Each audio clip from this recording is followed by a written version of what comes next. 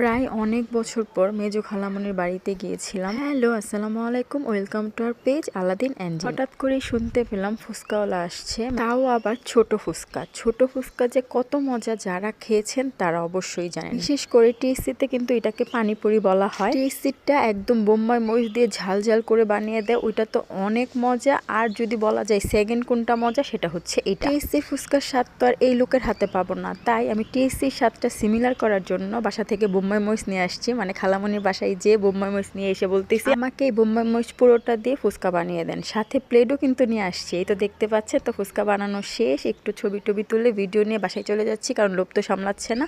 তো এই তো খালামণির বাসায় চলে আসলাম। আম্মু আমাকে দেখে গেট খুলতে আসতে নিয়েছিল, বাট আমি বলছি না, আমি ভিতর দিয়ে আসবো। যে ঘপ ঘপ করে মজা করে ফুচকাটা খেয়ে নিলাম, সাথে লাল গুঁড়ো মরিচও দিয়েছিলাম। পরে এত ঝাল লেগেছিল, দইটা খেয়ে শান্তি হয়েছে। এই দইটার দাম নাকি মাত্র 30 টাকা, দুধের স্বরে ভরপুর ছিল। আল্লাহ হাফেজ।